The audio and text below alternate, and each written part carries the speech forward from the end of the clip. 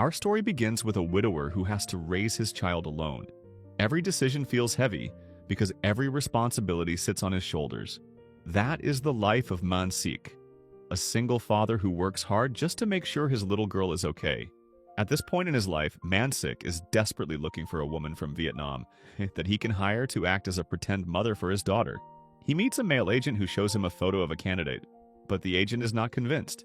He worries the girl will not believe that the woman in the photo is really her mother. Mansik admits that his daughter has never seen her mother at all. He has always lied, telling the child that her mother is working far away in Vietnam. Even though the woman in the photo does not look very convincing, Mansik feels cornered. So, after being rejected by many other women who refuse to play his fake wife, he finally agrees. As he leaves that place, he stumbles into an unusual commotion. A woman is being chased by a man. It turns out she works at a prostitution club and is trying to run away because she cannot stand that life anymore. Mansik steps in and tries to stop the man.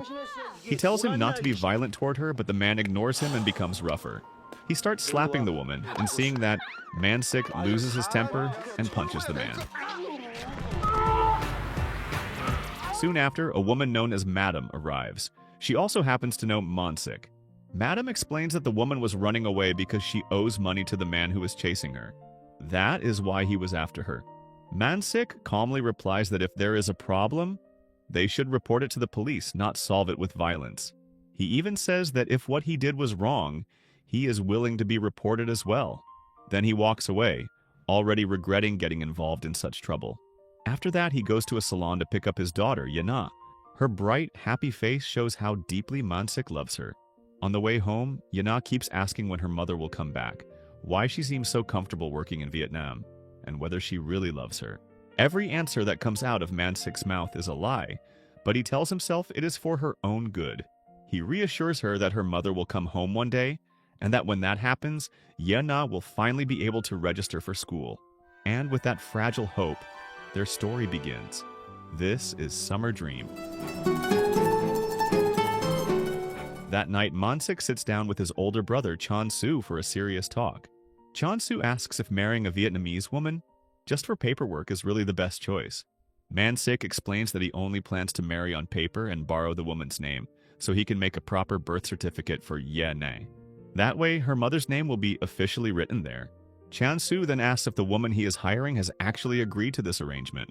Mansik confidently says she will, because he plans to pay her 20 million won. Hearing that, Chan Su's wife cannot hide her annoyance. To her, Mansik seems twisted for going this far, and she cannot understand why he does not just find a real wife and start over properly. Back at the prostitution house, the woman from earlier, Mi Hee, is getting scolded by Madam. While complaining, Madam starts talking about Mansik. She admits that she is actually scared of him, because in this town, he is one of the most respected people. Even though he struggles with money, he is generous to everyone. Hearing that, Mi Hee becomes curious. If he is really poor, why is he so kind to others? Madam has no answer and simply avoids the question. The next morning, in his small and simple home, Mansik begins his day with only his daughter and their pet pig, Dongsi. Yena gets ready to go out and play, while Mansik happily continues hanging laundry. Out of nowhere, Mi Hee shows up at his house, just to apologize for what happened the day before. Meanwhile, Yena is playing with her cousin, Min Jun. He teases her, saying her father is a liar. Yena refuses to believe it and proudly insists that her family is actually very rich. Back at the house, Mansik receives a call from Seung Soo. He tells him that the Vietnamese woman has backed out and no longer wants to pretend to be Yena's mother. This news hits Mansik hard, because school registration is coming up, and the birth certificate cannot be processed without the marriage papers. Mi Hee notices how frustrated he is and keeps asking what happened, even holding his hand in a playful way that makes him even more flustered. Not long after, Yena returns home and sees her father standing close to Mi Hee. To her, it looks like the warm welcome of a mother who has finally come back. She runs straight into Mi Hee's arms and hugs her tightly. Despite Mansik insisting that Mi Hee is not her mother, Yena refuses to let go and bursts into tears. The situation becomes even more complicated. Mansik confides in his brother Chan Su, explaining that Yena now believes Mi Hee is her mom, while the woman he originally hired has backed out. He fears Mi Hee might only be pretending to be kind because she works as a cafe attendant and may not fully understand what is happening. Chon-soo challenges him, pointing out that the Vietnamese woman also canceled. Then right at that moment, Mi-hee appears. Chon-soo asks if this still looks like pretending. To him, this could actually be good fortune. Later that day, when Man-sik returns home, he finds Ye-na asleep in Mi-hee's arms. Mi-hee tries to leave but stops and comes back again, unsure of what to do.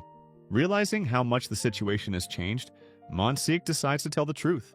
He explains that the woman he hired has canceled, and since Ye-na now believes Mi-hee is her mother, he wants to ask Mi-hee to take on the role temporarily.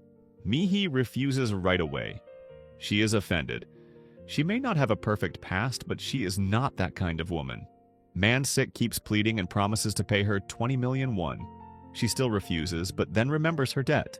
This role might be the only way to finally free herself from it. After a long moment of hesitation, she agrees. With that decision, her debt is cleared, and for the first time in a long while, Mi-hee can finally live without fear hanging over her. The next morning, Ye-na is bursting with excitement. Today is the day she believes her mother will finally come home to live with them. But there is one problem. Madam refuses to release Mi-hee unless Man-sik pays her 1 million won. Wanting nothing more than his daughter's happiness, Man-sik signs a statement declaring that Mi-hee is free from Madam and hands over the money. Man-sik and Ye-na wait outside while Mi-hee packs her things. When she takes too long, Man-sik calls out to her. It turns out she was actually planning to run away. But Ye-na, too eager to see her mother, rushes inside and interrupts her escape. With her plan ruined, Mi-hee reluctantly leaves with them, her expression cold and unwilling. When they arrive at the house, Man-sik tries to honor the moment by introducing her to his ancestors. Every portrait on the wall looks exactly the same, which only makes Mi-hee even more uncomfortable. Seeing her irritation, Man-sik hurriedly tells Ye-na that her mother is just tired. Ye-na stays cheerful and continues to admire her without question. Later that night, Mi-hee ends up sleeping deeply, almost peacefully, something she rarely experiences. When she wakes up, the house is quiet. To her, this feels like the perfect moment to run away again. She tiptoes to the door, but just as she peeks out, she comes face to face with Man-sik, who is also peeking in her direction. Startled, they both end up confronting each other. Man-sik insists he was not spying. He only wanted to wake her up for dinner because she had not eaten all day. That night, Mi-hee asks where Ye-na is, confused by how silent the house feels. Man-sik does not answer. Instead, he hands her the marriage form and asks her to fill it out. Mi-hee quickly suggests doing it the next morning, but she is only stalling for time, hoping to find another chance to slip away. Man-sik explains that he will be very busy tomorrow and has no time to deal with paperwork, especially since Chon-soo and his family have already prepared a celebratory meal for them. With no other option, Mi-hee begins filling out the form. She tries hard to hide her personal information, but Man-sik, being as straightforward as ever, notices. He realizes she is only 27, much younger than he expected, and that she has no family listed anywhere. Only then does he understand that Mi-hee has been alone her entire life. Mi-hee finally tells him the truth. She was abandoned at an orphanage as a baby. Her father gave her a name and disappeared forever. Man-sik keeps asking questions, driven by curiosity, until she becomes irritated. She reminds him that having no family is exactly why she agreed to pretend to be Ye-na's mother. It benefits her, so he should not ask too much. With that, she turns away and walks back into the house, leaving Man-sik standing there, processing the complicated woman he just brought into his life. A little later, Man-sik heads out to a gathering, leaving Mi-hee at home. Chon-soo suggests that maybe she wants to join the event, but Man-sik explains the truth. She is not shy, she just gets irritated every time she sees his face. So he decides it is better to let her rest at home. Left alone in the house, Mi-hee still cannot wrap her head around Man-sik. He looks so simple, yet he somehow has money. Before making her escape, she even considers stealing from him. But as she moves around the house, the bandage on her leg comes loose.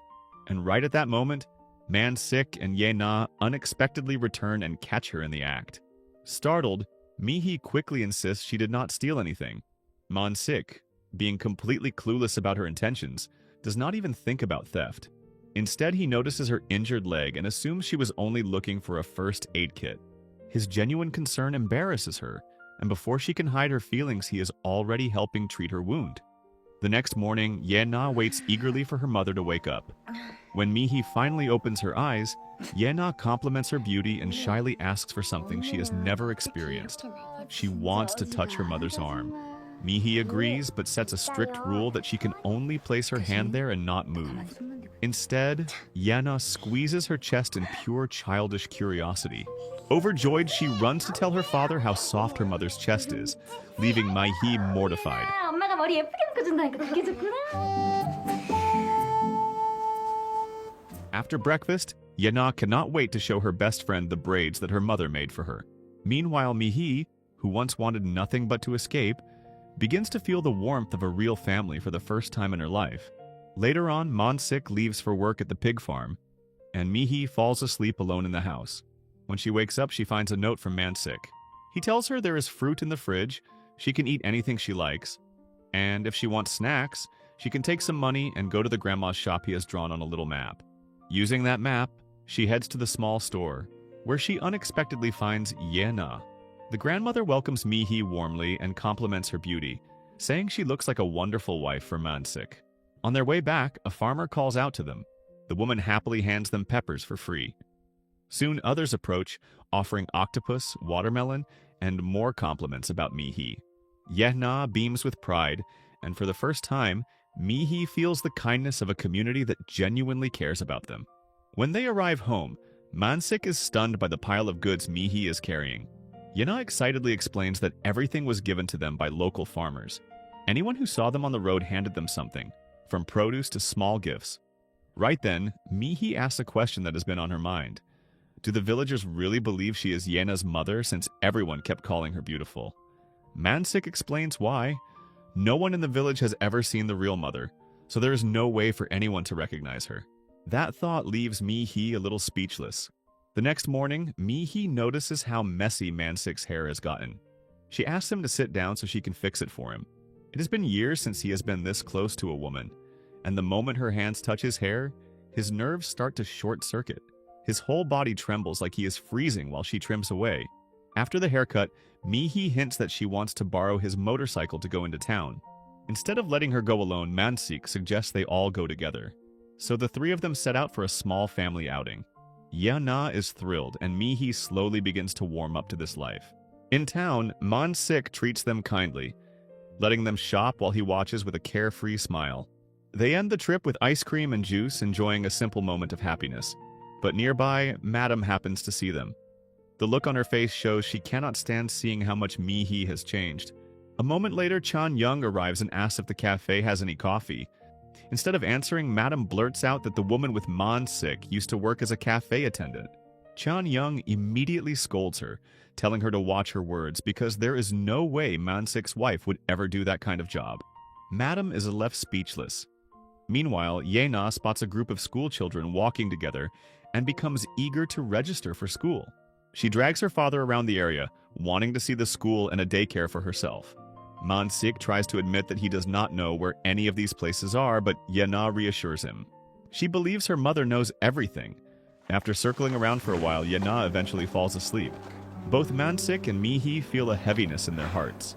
Man-sik worries that he still cannot give his daughter everything she needs, while Mi-hee quietly wonders what she should do next. Later, Man-sik prepares to leave again, telling Mi-hee that he has to work overtime because one of the pigs is about to give birth. Before he goes, she tries to talk about Ye-na's school plans, but he cuts her off gently. He fears the topic will only stress her more. When he finally leaves, Mi-hee heads to her room. While opening a drawer, she finds the marriage form. She realizes Man-sik never submitted it because her signature is still missing. This discovery hits her harder than she expected. Not long after, Chan-young visits the house. He introduces himself with a long speech, claiming to be Man-sik's cousin. Then he immediately adds that he thought she would be more impressive, but she seems ordinary. Without hesitation, he also mentions that he knows she used to work as a cafe attendant. Hearing this, Mi-hee stays silent, but inside she breaks. She cannot understand why Man-sik would share something so personal after promising to keep her past a secret. On his way home that night, Man-sik is completely drunk. He stumbles along the road, absent-mindedly plucking flowers as he walks. His mind is a mess. He keeps wondering what he is supposed to do and how long he can keep hiding his true feelings. No matter what her past is, Mi-hee has become someone gentle and beautiful in his eyes. When he finally reaches the house, he calls out to her with a slurred voice. There is no answer, so he assumes she is fast asleep. In his drunken state, all the emotions he has been holding back come pouring out. He begins talking to himself, apologizing over and over. He admits that even if Mai-hee once worked in a cafe, she is still a young woman worthy of respect. She has real feelings, and she has a child who adores her and clings to her. She has become an important part of their lives. Instead of blaming himself, he starts to feel grateful. He says he is lucky to be foolish because if he were smarter, he might have done something wrong. He is terrified of ever having bad intentions towards someone as kind and lovely as her. What he does not know is that Mai-hee is awake. She hears every word, standing quietly as her heart twists with confusion. She cannot decide whether she should stay or walk away. The next morning, Yena panics because her mother has a fever. Man-sik quickly asks Yena to take care of her while he goes out to buy medicine. Yena, who has grown used to handling things on her own, cares for Mi-hee with all the affection she has. She reads a story about a mother bird protecting her child, and in that moment, Mi-hee breaks down in tears. She knows she cannot stay by Yena's side forever. Seeing her cry, Yena comforts her, insisting that the mother bird in the story will be fine. But Mi-hee cannot stop crying. Meanwhile, in town, Chan-young spots the medicine Man-sik is carrying and assumes Yena is sick. Man-sik explains that the medicine is actually for her mother. Chan-young is shocked because he saw Mi-hee perfectly healthy the day before, and he knows about her past as a cafe worker. That is when it hits Man-sik. Chan-young must have said those things directly to her. His anger rises and he rushes home. When he arrives, Yena tells him that her mother is not in the room anymore. Panic hits him, and he runs out to search for her. Luckily, she has not gotten far. He immediately explains that Madam is the one who told Chan-young about her past. He begs her not to misunderstand, but Mi-hee refuses to believe him. She calls him a liar. She says her whole life has been difficult and painful, and she has accepted a future that feels like trash. To her, Man-sik walked into her world only to mess everything up, including her heart and her mind. She says that before Chan-young came, she genuinely cared for Yena and was ready to accept Man-sik too. Hearing this, Man-sik is crushed. He asks her quietly if she really sees him as someone who would lead her astray, or if she sees him as someone who came to bring her home. The question is simple, but it leaves her speechless. All she can manage to say is that she wants to leave. 나 하나만 물어봐. 난 미희한테 잡으러 온 사람이요, 데리러 온 사람이요. 나 도망갈 거예요.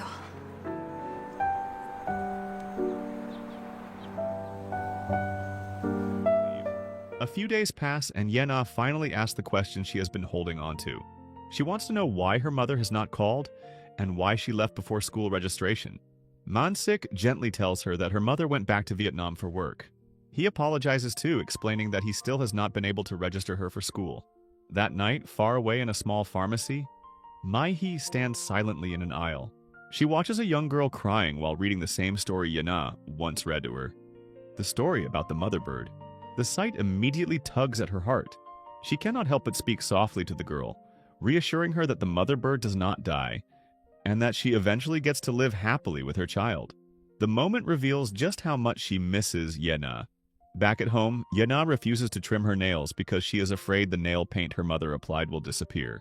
While helping her get ready for a bath, Man-sik accidentally finds the marriage form again. This time he notices something he had never seen before. Mi-hee signed it. Not only that, she corrected her real age, revealing that she is actually 32. And suddenly everything becomes clear. She did not want a marriage only on paper. She wanted a real marriage. She wanted a life with them. The realization overwhelms Man-sik. For the first time in a long time, he feels truly overjoyed. The next morning, filled with new determination, he calls his lawyer. It is then revealed that Man-sik is actually a wealthy man who has chosen to live a simple life. With everything finally in place, he and Mai-hee head to their wedding ceremony, smiling with genuine happiness. And that is where their story ends. So the moral of the story is if you fake a mom long enough, you might accidentally end up with a whole new family, free groceries, a pet pig, and a surprise wedding. So maybe chaos is just romance wearing cheap sunglasses.